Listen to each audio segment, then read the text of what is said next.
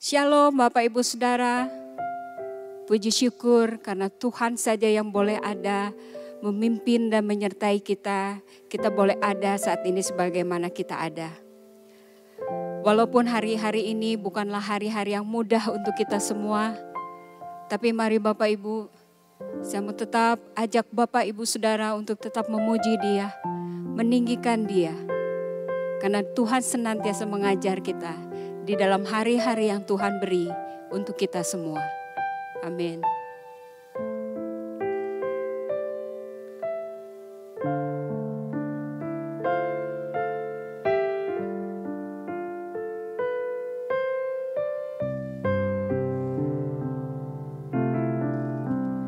Ajar ku mengerti segala rencanamu, ajar ku berharap hanya padamu. Pimpinlah jalanku dalam terang firman-Mu, ajar ku berserah hanya padamu. Bapakku, ajaib segala rancangan-Mu,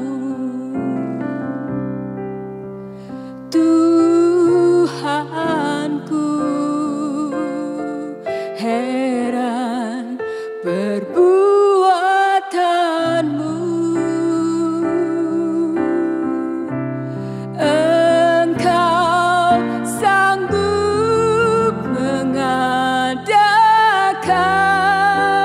Segala yang ku perlukan menurut kehendak-Mu terjadilah.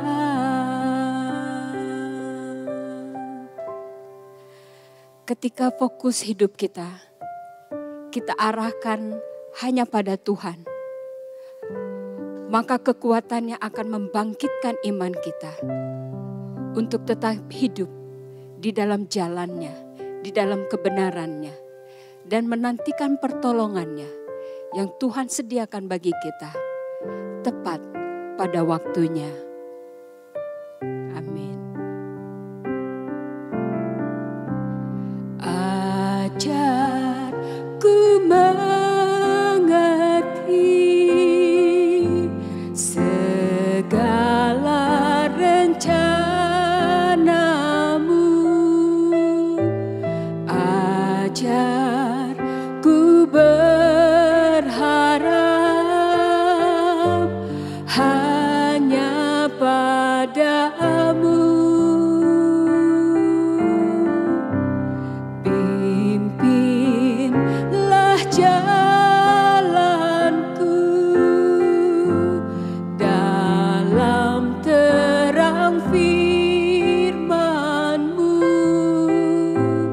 ajar ku berserah hanya padamu. Bapakku, ajar segala rancangan-Mu,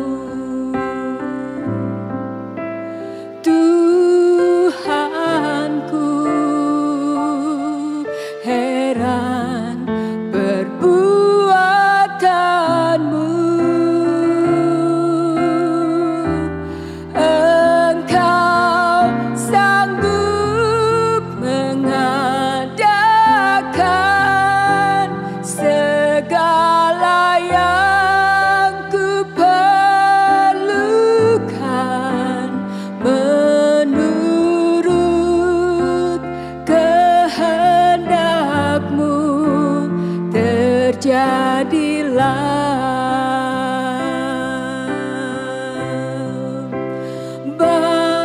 Bapakku ajaib segala rancanganmu,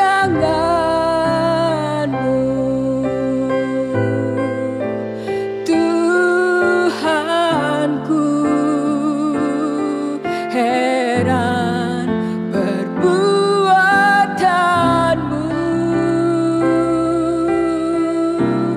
Engkau sanggup mengadakan segala yang ku perlukan menurut kehendak-Mu. Terjadilah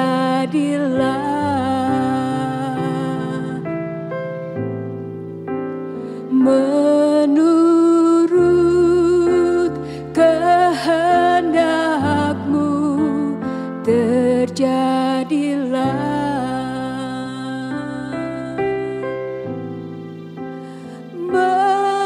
menurut kehendak-Mu.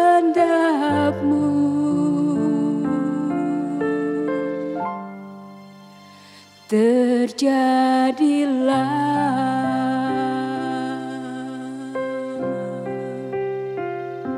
Haleluya.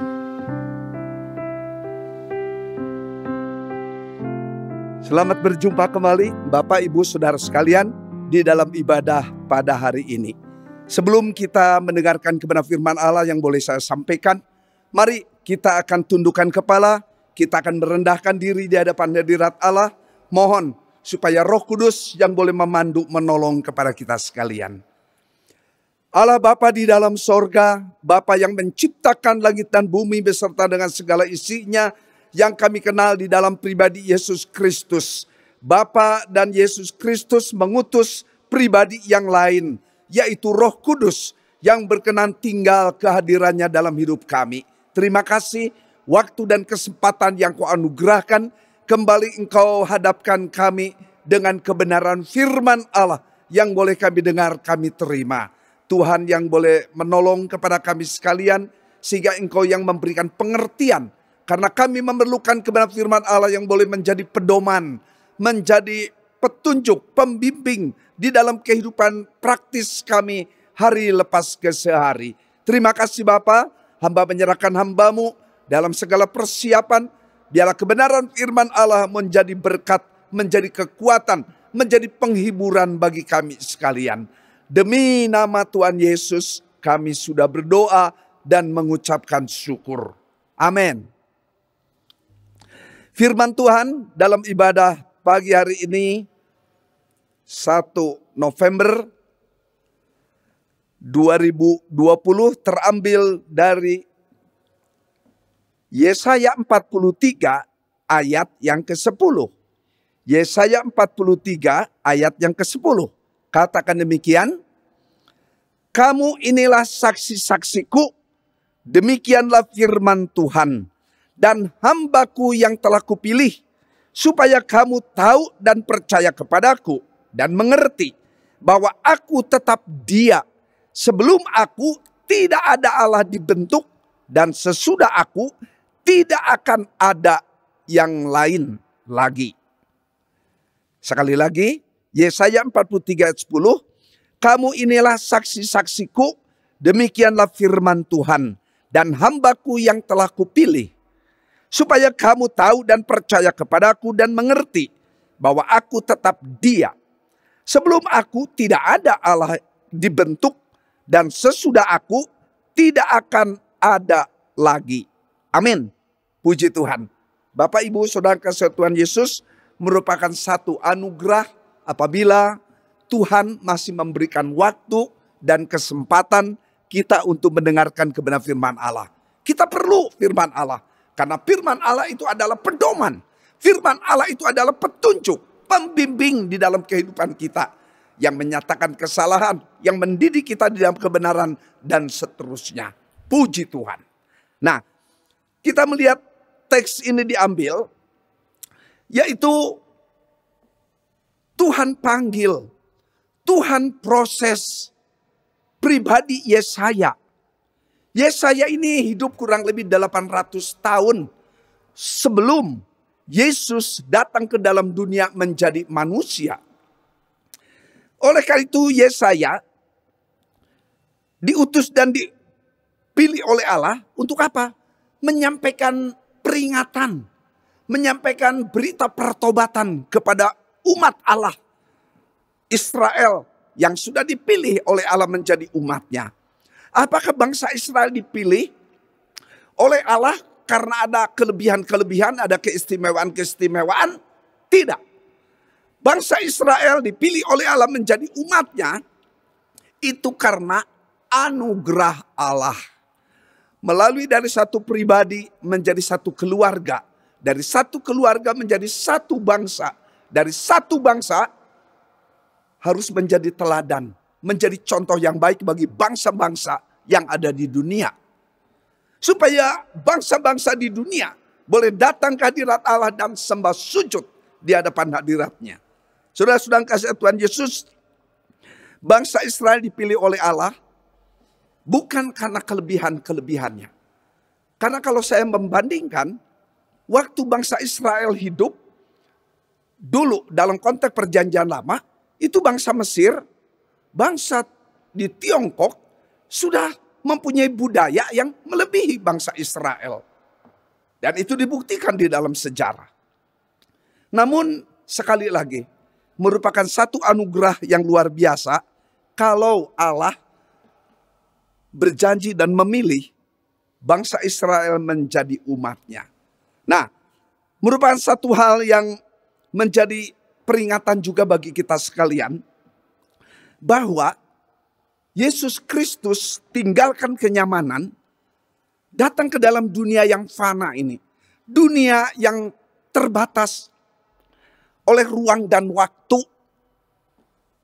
Kenapa Yesus tidak datang ke Mars, ke Pluto, ke Jupiter yang katakan lebih gede berapa kali dari bumi, atau ke matahari yang paling besar planet di bumi ini. Tetapi dia datang ke bumi. Karena di bumilah Allah menciptakan manusia. Di bumilah manusia hidup, berkembang biak. Oleh karena itu kita mengucap syukur. Poin yang pertama yang ingin saya sampaikan tentang penyelamat umat manusia. Sejak kitab Kejadian pasal yang ketiga, yaitu Alkitab Indonesia itu mencatat tentang kejatuhan manusia. Saya tidak setuju sebenarnya. Kalau ditanya saya pribadi, kejatuhan manusia pertama ke dalam dosa. Tapi saya lebih setuju kalau Lembaga Alkitab Indonesia memberikan judul pemberontakan manusia pertama dalam ketaatannya kepada Allah. Siapa manusia pertama? Adam dan Hawa. Yang Allah sudah ciptakan, Allah berkati, Allah tempatkan di satu taman yang bagus, penuh dengan kelimpahan. Tetapi memang ada kuasa yang lain yang akhirnya memberikan tawaran, pencobaan. Dan kemudian manusia pertama ini tidak taat lagi kepada perintah Allah. Ya. Manusia terhilang di hadapan hadirat Allah. Sejak itu Adam dan Hawa memang terus mempunyai keturunan. Sampai berapa banyak keturunan. Manusia berkembang biak memenuhi bumi ini. Dan kemudian manusia tendensinya selalu berbuat dosa. Di dalam Injil Yohanes pasal yang pertama, manusia itu cenderung berbuat dosa. Tetapi Allah yang sejak awal penuh dengan kasih, maka ia mengutus para nabi untuk membawa manusia kembali ke hadirat Allah yang kudus. Supaya manusia boleh memuji dan menyembah Allah yang maha tinggi, yang maha kuasa, yang maha dahsyat. Tetapi manusia keras hati, tegar tengkuk dikatakan dalam istilah-istilah dalam perjanjian lama. Saudara-saudara, dalam Ibrani pasal 1 ayat 2 bahwa dikatakan setelah Allah mengutus para nabi, maka pada zaman akhir ia mengutus anaknya yang tunggal. Itulah Tuhan Yesus Kristus. Datang ke dalam dunia. Bulan depan kita akan masuk di dalam ibadah perayaan Natal. Tapi terganggu dengan suasana pandemi COVID-19 ini. Ada gereja yang katakan kita libur sampai bulan Maret tahun 2021. Tapi ada yang gereja katakan kita harus merayakan Natal setahun sekali. Saudara-saudara, ada yang merayakan, ada yang tidak. Ada yang tidak, ada yang merayakan. Bagaimana dengan kita GGP Maranatha Cimahi? Doakan supaya paling sedikit kita masuk dalam ibadah online. Tapi kalau mungkin kita merayakan di gereja, walaupun tetap standar protokol kesehatan harus tetap difungsikan. Untuk apa? Kita mengenang bahwa Yesus Kristus pernah tinggalkan kenyamanannya di sorga, masuk ke dalam dunia fana ini. Untuk apa? Mencari menyelamatkan manusia berdosa ini. Puji Tuhan. Penyelamat umat manusia dari sejak dulu tidak ada yang layak selain daripada Yesus Kristus. Ibrani 1 ayat 2, Yohanes 3 ayat yang ke-16. Karena demikianlah Allah mengasihi dunia, sehingga ia mengorbankan anaknya yang tunggal. Untuk apa? Mati dan menyelamatkan orang yang percaya. Saudara, saya, puji Tuhan, diberikan hak istimewa. Karena apa? Penyelamat umat manusia yang pernah datang kurang lebih 2000 tahun yang lalu. Puji Tuhan. Tidak ada penyelamat yang lain selain Allah dalam Kristus yang telah datang mencari dan menyelamatkan umat manusia. Dalam Lukas 19 ayat 10 katakan demikian. Sebab anak manusia datang untuk mencari dan menyelamatkan yang hilang. Jadi saudara dan saya kalau tidak mengenal Tuhan Yesus, kita hilang di hadapan hadirat Allah. Keyakinan, kepercayaan, agama apapun, kita terhilang di hadapan hadirat Allah. Kecuali kita datang kepada pribadi Yesus Kristus yang adalah Tuhan Juru Selamat umat manusia. Haleluya. Puji Tuhan. Marilah saudara yang sudah percaya kepada Tuhan Yesus, tetap percaya. Jangan digoyahkan oleh realitas yang ada di hadapan kita. Jangan kita digoyahkan iman kita melalui kenyataan-kenyataan yang terjadi. Tetap percaya kepada Dia. Tetap beriman kepada Dia. Penuh penyerahan. Karena Allah kita dahsyat, Allah Maha Kuasa, Allah berdaulat. Puji Tuhan. Penyelamat umat manusia hanya Yesus Kristus, Tuhan Juru Selamat umat manusia generasi ke generasi dari abad ke abad. Puji Tuhan. Itu poin yang pertama. Poin yang kedua. Waktu Yesus datang menjelma menjadi manusia, apa yang menjadi misi? Apa yang menjadi tugas? Apa yang menjadi kewajiban?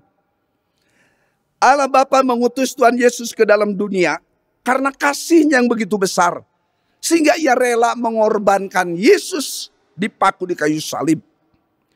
Dalam 2 Korintus 5 ayat 21, Dia yang tidak berdosa dijadikan dosa karena kasih Allah kepada umat manusia. Demikian juga di dalam 1 Yohanes 4 ayat yang ke-9 juga katakan bahwa Yesus Kristus menjadi korban penebusan. Nah, saudara, di dalam Dex Bible, itu dalam bahasa Inggris ada 50 versi. 50 versi. Salah satu di antaranya disebut Dex Bible. Menulis bahwa ada 32 tujuan misi mengapa Tuhan Yesus datang ke dalam dunia ini. Dari sekian banyak saya memilih hanya 3. Apa itu menjadi misi Yesus Kristus? Menyelamatkan umat manusia dari hukuman kekal. Yang kedua, apa yang menjadi misi Tuhan Yesus datang ke dalam dunia? hidup menjadi tebusan bagi banyak manusia, bagi banyak orang. Yang ketiga, Yesus datang ke dalam dunia to fulfill, untuk menggenapi janji Allah dan nubuatan para nabi dalam konteks perjanjian lama. Puji Tuhan. Oleh karena itu, saudara-saudara, mari kita membaca terus firman Tuhan ini. Tiap-tiap hari. Alkitab itu adalah firman Allah tertulis seutuhnya. Dari Kejadian sampai Maleakhi. Dari Injil Matius sampai Wahyu. Seluruhnya ada 66 kitab. 39 kitab ditambah 27 jadi 66 kitab. Mari kita nikmati firman Allah ini seutuhnya. Karena inilah pedoman, inilah petunjuk hidup kita ini. Di dunia maupun di akhirat nanti. Saya bersyukur apabila Roh Kudus menggerakkan hati kami keluarga. Saya mengucap syukur mempunyai istri yang setia di dalam saat teduh membaca Alkitab tiap hari. Saya mengucap syukur punya putra-putri, menantu, mempunyai cucu. Cucu kami belum bisa baca. Kecuali cucu yang besar nih, cucu Marlina. Itu maksudnya istri saya. Rajin dia baca Alkitab. Anak mantu rajin baca Alkitab tiap hari. Puji Tuhan. Mereka baca Alkitab bukan karena teriakan. Saya sebagai kepala rumah tangga. Ya awal-awalnya sih saya memperingatkan anak-anak untuk setia dalam membaca Alkitab. Tetapi tidak terus diperingatkan. Dan akhirnya mereka membutuhkan firman Allah. Puji Tuhan. Saya mengucap syukur kemajuan teknologi. Mari kita manfaatkan. Saya mengucap syukur kepada Tuhan. Bahwa kebenaran firman Allah yang kita terima. Itu menjadi dasar, menjadi pedoman, menjadi petunjuk untuk hidup kita ini. Saya mengucap syukur suasana pandemi COVID-19 ini mempercepat saya membaca Alkitab. Saya mengucap syukur pada bulan Mei saya selesai membaca Alkitab sampai kepada Wahyu pasal yang terakhir. Sambung lagi, mulai dari kitab Kejadian. Sekarang di dalam berapa bulan ini saya sudah sampai kepada kitab Tawarik, 1 Tawarik pasal yang ke-5. Besok saya akan sambung lagi 3 pasal. Kalau mungkin waktunya 4 pasal. Kalau mungkin waktunya lagi 5 pasal, bahkan lebih. Wah, saya mengucap syukur ada beberapa anggota jemaat dalam suasana pandemik bisa baca sampai 10 pasal, sampai 15 pasal. Puji Tuhan, itu perbuatan karya yang menyenangkan hati Allah. Mengapa? Karena kita bisa mengenal siapa juru selamat umat manusia. Apa yang dilakukan oleh Yesus Kristus waktu ia sebagai manusia dalam dunia ini. Puji Tuhan. Mari kita manfaatkan waktu yang ada di dalam kita bergaul dengan kebenaran firman Allah. Kalau tidak, maka kita akan penuh dengan khawatir. Kita penuh dengan gelisah. Kita penuh dengan kebimbangan. Berapa banyak para ahli patologi, apa itu dokter, apa itu ahli obat, ya, ahli-ahli farmasi, para analis yang bergerak di lab menyelidiki tentang hal kuman atau virus COVID ini. Dulu saya ingat tahun 70, tahun 80-an ada virus dari hepatitis C kalau tidak salah. Itu belum ada obatnya. Digodok sampai titik didih, tidak mati. Dibekukan sampai titik beku, tidak mati. Berapa banyak orang tertular pada waktu itu kena hepatitis C. Hepatitis A, B masih mending. Tapi hepatitis C itu sampai sekarang saya dengar belum ada obatnya. Sekarang muncul lagi. Tapi saya sudah sempat khotbahkan bahwa nanti akan muncul sakit penyakit yang aneh-aneh lagi. Dan itu rupanya terbukti. Munculnya COVID-19 ini yang menakutkan seluruh umat manusia di dunia. Termasuk saya juga takut sebenarnya. Tetapi saya tidak boleh dikuasai rasa takut terus. Karena itu akan menggerogoti iman percaya kita kepada Tuhan. Hadapi kenyataan ini dengan iman bahwa Allah ikut campur tangan dalam segala perkara, mendatangkan kebaikan bagi kita. Amin. Kita harus yakin, kita harus beriman tetap kepada Tuhan. Oleh karena itu, daripada kita bergaul dengan info-info yang membuat kita takut, membuat kita tertekan, mengalami tekanan batin, lebih baik bergaul dengan firman Allah tiap-tiap hari. Puji Tuhan, puji Tuhan. Yesus Kristus adalah penyelamat umat manusia. Yang kedua, apa yang menjadi misi Tuhan Yesus? Menyelamatkan, menjadi tebusan, dan menggenapi kebenaran firman Allah. Yang ketiga, yang terakhir. Kalau Bapak, Ibu, Saudara, dan saya boleh menjadi umat Allah, kita betul-betul mengucap syukur kehadirat Allah yang kudus, berkat yang luar biasa yang Tuhan anugerahkan. Maka di dalam 1 Petrus 2 ayat 9 dan 10 katakan demikian.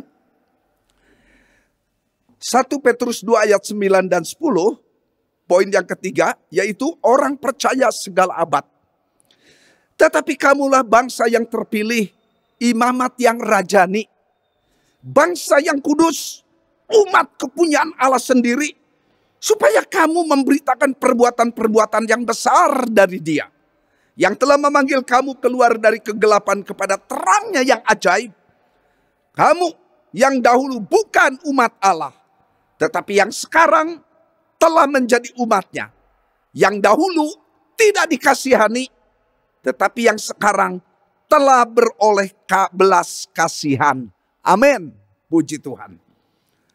Saudara-saudara, di dalam perjanjian lama bangsa Israel menjadi umat pilihan Allah.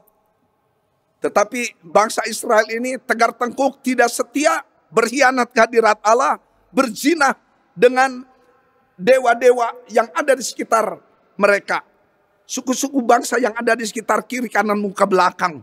Berapa banyak mereka akhirnya kena pengaruh. Nah, saudara dan saya dalam konteks PB maupun zaman anugerah ini berasal dari latar belakang suku bangsa yang berbeda.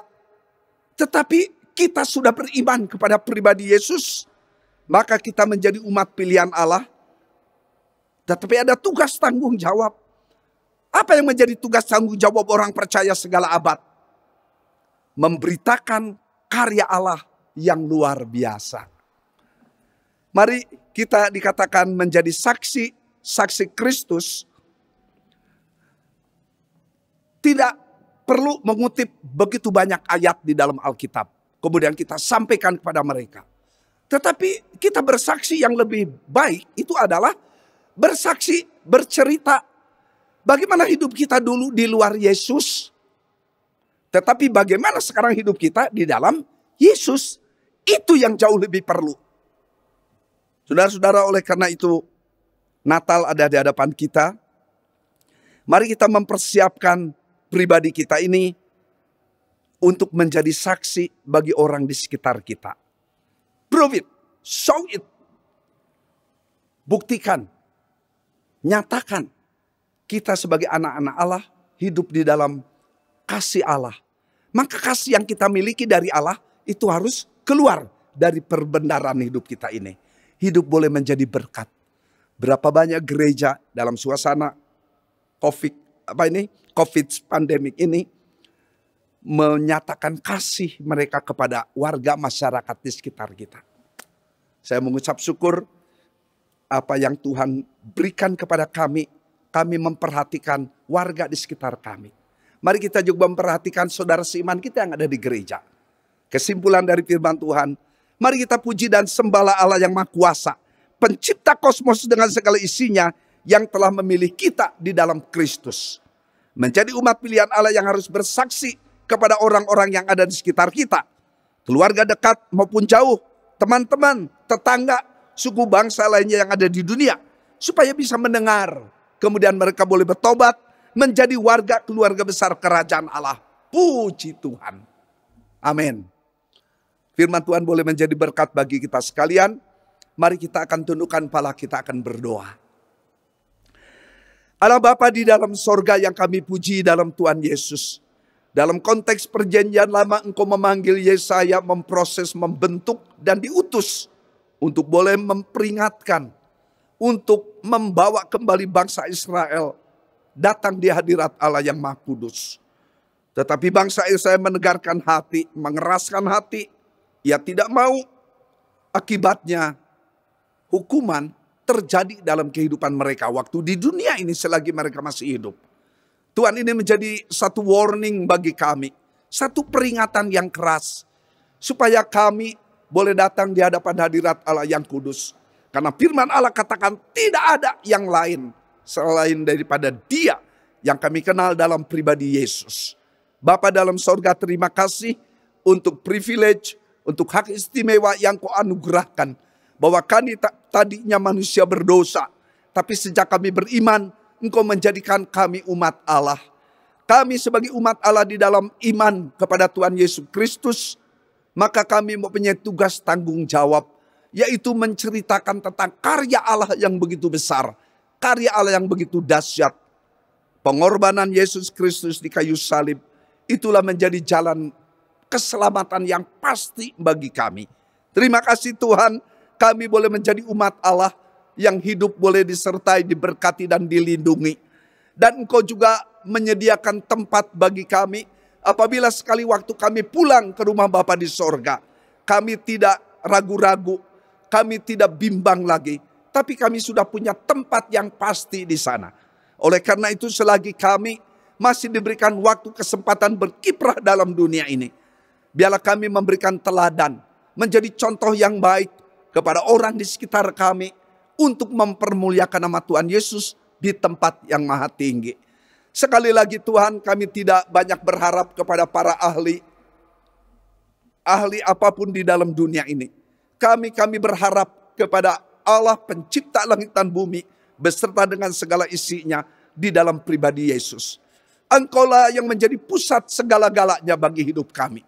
Engkaulah kekuatan, Engkaulah penghiburan bagi kami. Terima kasih Bapa, kami mohon berkat-Mu turun untuk bangsa dan negara kami. Kami berdoa untuk Bapak Presiden Jokowi, biarlah Tuhan yang memberikan kebijaksanaan. Kami percaya Engkau tempatkan hamba-Mu ini menjadi Presiden NKRI, tidak mungkin akan menyengsarakan rakyat. Tuhan menyadarkan bangsa kami, untuk kami boleh menerima segala kebijakan-kebijakan yang dibuat. Hamba menyerahkan untuk para menteri, hamba menyerahkan untuk para gubernur yang ada di daerah kami masing-masing. Kami mendoakan untuk kesehatan mereka semua. Sampai kepada Bapak Wali Kota, Bapak Bupati, Camat, Lurah, RT, RW di daerah kami masing-masing. Hamba juga berdoa untuk gereja-gereja yang ada di seluruh Indonesia. Hamba mohon hikmat marifat sorgawi turun kepada hamba-hamba Tuhan, para pastor, para majelis, demikian juga para pelayan, segenap anggota jemaat kami. Khususnya untuk Jawa Barat, khususnya untuk kota Cimahi. Terima kasih Bapa, di dalam nama Tuhan Yesus kami sudah berdoa dan mengucapkan syukur. Kasih dari Allah Bapa, anugerah dari Tuhan Yesus Kristus, persekutuan dalam pribadi Roh Kudus, senantiasa menaungi memberkati saudara-saudara sekalian. Pagi ini sampai Maranatha, kedatangan Tuhan Yesus yang kedua kali. Semua katakan amin. Salam sehat, Tuhan memberkati. Amin.